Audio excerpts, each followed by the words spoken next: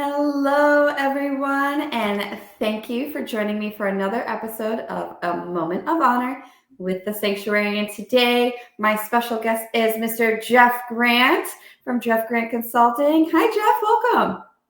Thank you so much for having me, Jocelyn, and I'm grateful for this time and the opportunity to talk to you. I'm very excited to have you on. So first things first, the series is really all about honoring the good work that you're doing in the world right now. So how about you tell our audience a little bit about the work that you do and kind of what inspired you to begin doing this type of work? Well, I am an author first and foremost. It's called The Intentional Caregiver, and it was about my 20 years of caregiving experience. And what I've learned through that process of writing the book is I'm grateful. Yeah. I'm grateful for being a caregiver. I'm not bitter. Absolutely. I choose to be better, not bitter. And it's gratefulness really is, it's an overused term these days. I get that. But it's really I embody it. I embody it. And so what does gratitude mean specifically to you? Gratitude is more than, like I said, a buzzword. It's a way of being. Mm-hmm. It's a way of being at the beginning of the morning. It's a way of being in every moment. Yeah. And it's a choice. It's a conscious choice to be grateful. And I think a lot of the time, especially in the last 2 years with this pandemic that is still ongoing, new variants coming out, what seems like every other day we're finding out something new about it, that there's still a lot to be grateful for in the lives that we have. It's just we have to remember to go into that mindset of it, where a lot of it we just kind of it just goes past us without us really putting any kind of intention or attention to it.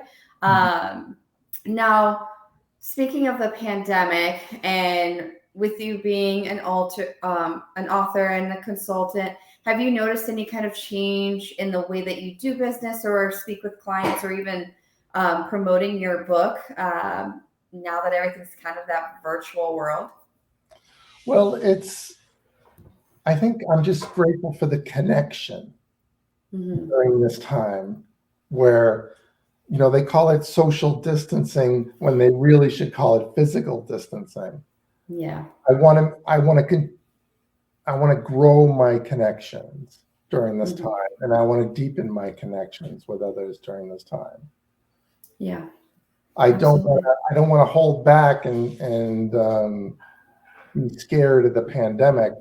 And even though I do have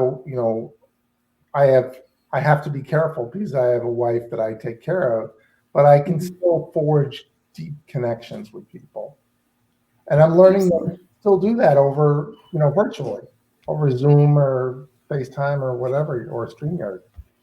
Absolutely. And I think what the pandemic has really brought us is a whole new innovation of products and technologies that we never would have really experienced without having this pandemic happening and having to go fully virtual.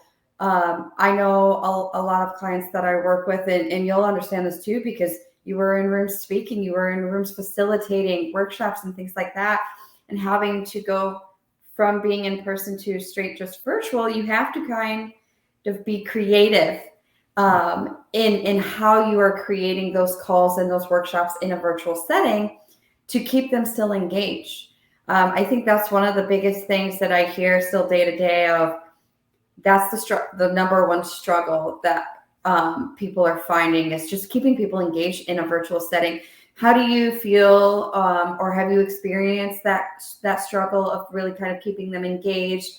Or is there any kind of techniques that you use to help keep the call going along and everybody engaging with each other?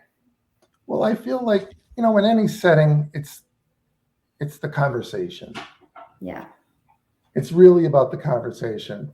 Um, I want to, I try to deepen the conversation, whether it's virtual or in person, and make those, I don't care whether it's, like I said, virtual or in person. It's just foster connection. Absolutely. On a deep level. I'm not the weather guy. I'm not the weatherman, right? Yes. How's the weather? I'm not the weatherman. I'm the, how's it really going, and what's really happening in your life. And Absolutely. I find that just people open up. People open up, and I'm grateful for these new technologies. I used to go through the airport pre-pandemic and see the advertisements for Zoom on the luggage carts, and I was Yep. like, what's Zoom? Yeah. What's It's this whole new world. the whole Yeah. world is Zoom now? I never, I've heard of it, but I always wondering what it was. But one thing I do want to say is that I'm grateful for the learning during this time of the pandemic. Yeah. Gratefulness is not black and white. It's not like in good times and in bad. It's everywhere. It's at all times. Like, I'm not grateful for the pandemic, but I'm grateful for the learning that's come from the pandemic. Absolutely. And that's one of the, the main points I wanted to make. And one of the things you mentioned was kind of, you really want to help others deepen that connection, and really get down to kind of that nitty gritty, what's really going on. And do you find that your experience as a caregiver has taught you different tools or tips that you can really take into those conversations to help facilitate that a little better? Well, yes, because one thing I recently learned, actually, it happened to me. I shared this story with you earlier. Is I sprained my ankle, and what that taught me was patience. Not just, be patient while somebody gets you, a glass of water, but being patient and slowing things down, slowing the conversation down. And it's counterintuitive because, I have to be productive. I have to go faster. I have to multitask. But sorry for the ring in the background, but the reality is, when we slow things down, we're more aware. Absolutely. Like level 3, what's really going on in the conversation. Absolutely.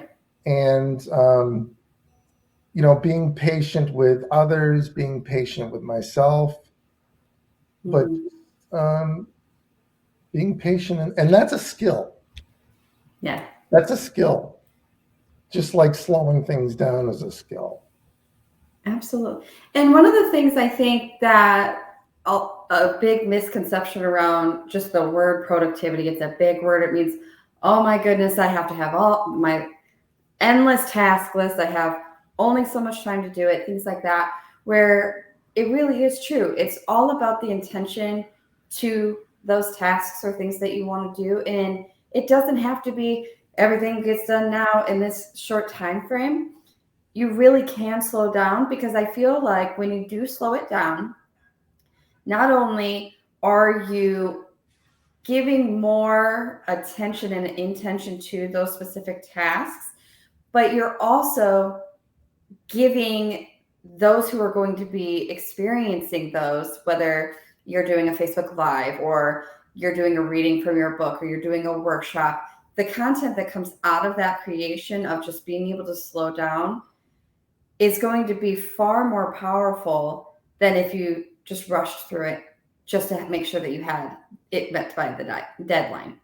And I think time is something that everybody should be grateful for, whether it's they still have that feeling of, oh, I don't have enough time to do this, or I have too much time to do this. The pandemic kind of really gave people both of those feelings, because those who did go to an office were now working from home.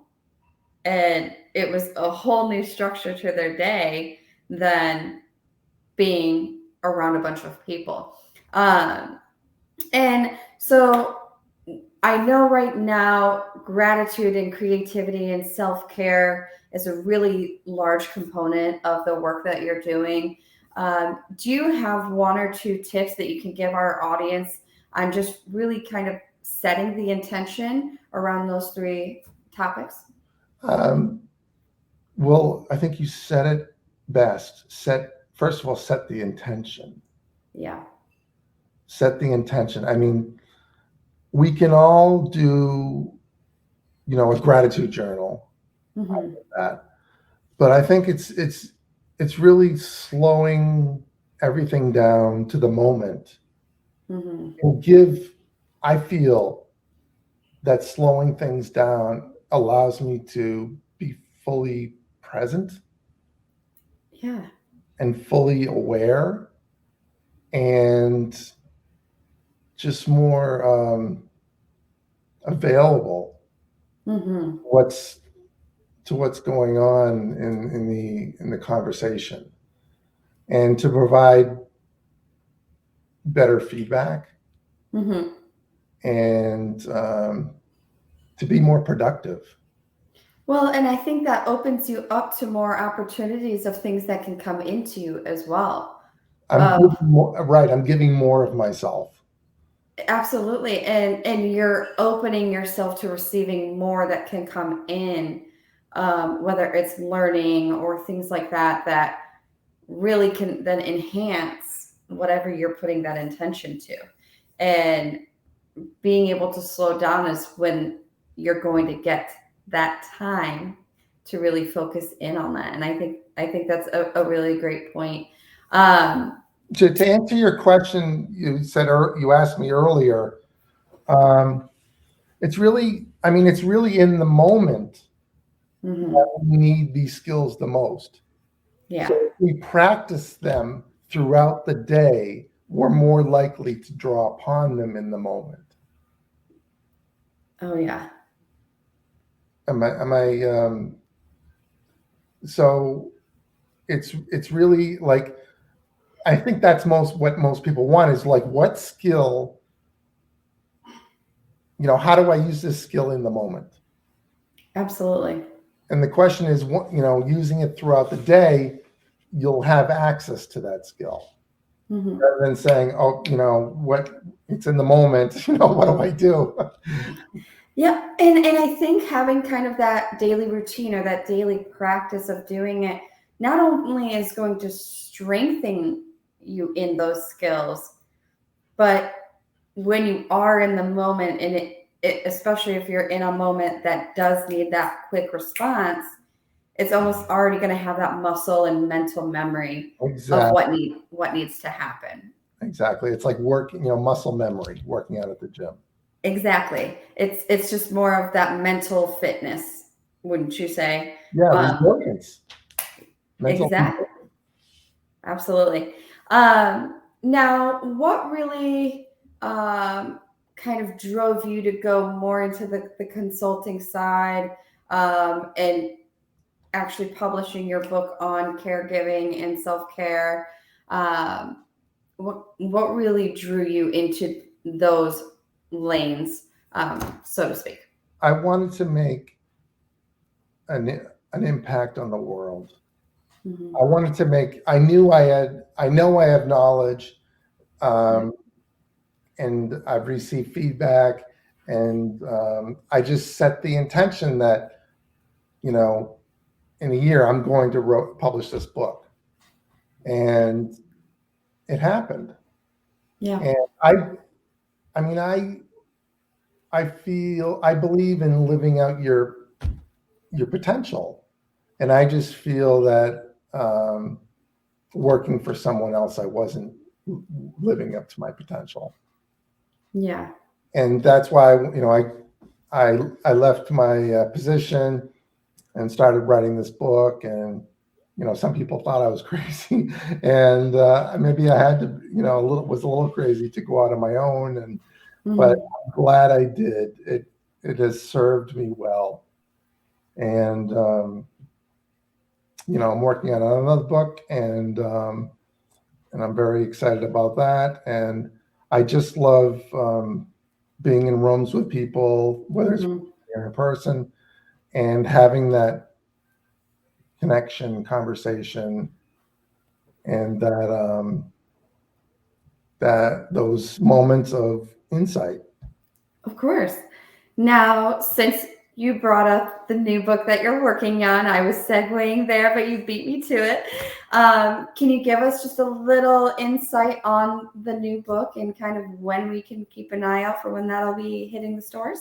It'll be out in about a year, Mhm. and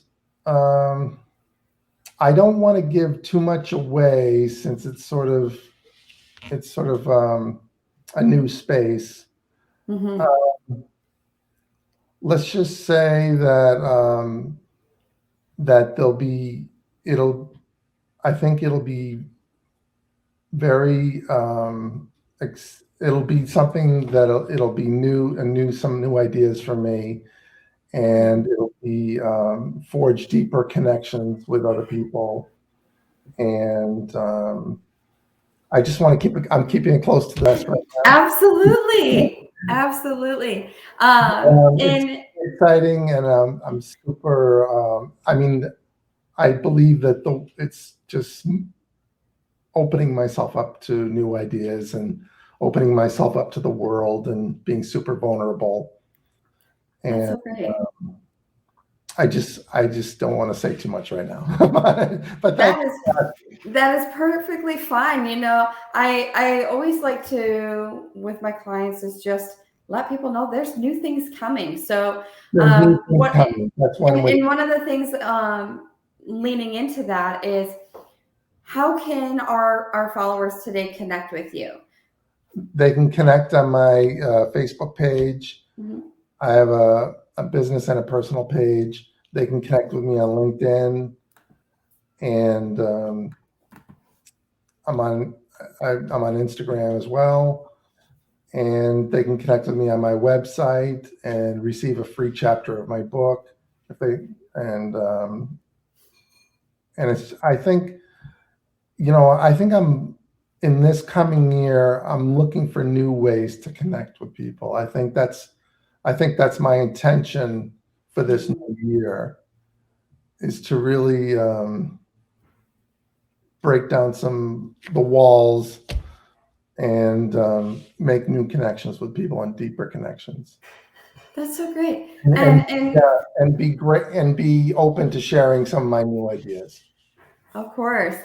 And so, for those who are watching either now live with us or even after the fact, everything for all of his contact points are in the chat, in the comment section. So, make sure you check those out. Make sure you take a look at his social media pages, click that follow button so that you can receive those updates as he is releasing new things.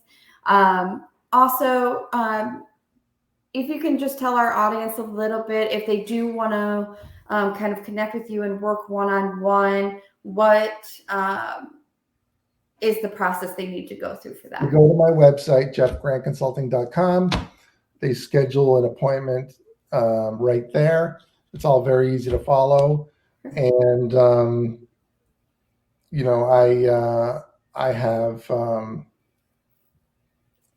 I have, just just a, it's an innate sense Mm-hmm. that, that there's deeper connections to be had out there.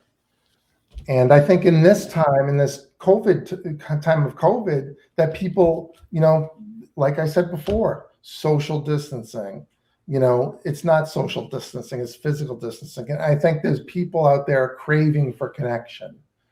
And if Yeah. you're one of those people, give me a shout. Yeah. And I And and I really like that distinction that you made too, because I think just using that word social distancing really has kind of made people want to alienate themselves or kind of step away, where we're humans. We thrive on that connection and those conversations and those experiences. And so we're social creatures, right? exactly. And being able to do that while still in the safety of your home, but on a virtual setting is a great way to really just kind of combat that a little bit. Well, is there any other last minute advice that you'd like to give our audience before we finish off today? My advice is, in terms of gratitude or self-care, whether it's self-care or something else, is don't pay it lip service.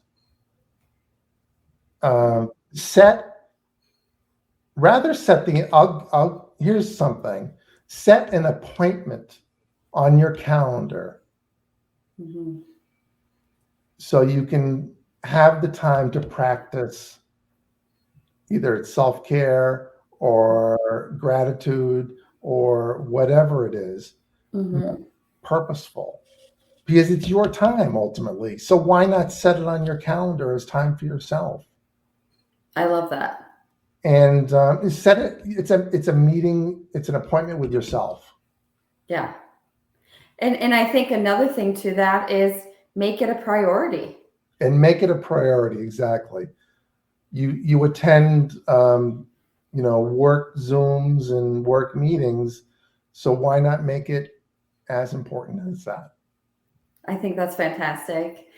Well, thank you again so much, Geoff, for joining us today and really just sharing your wisdom and bringing all of your insight to our call today.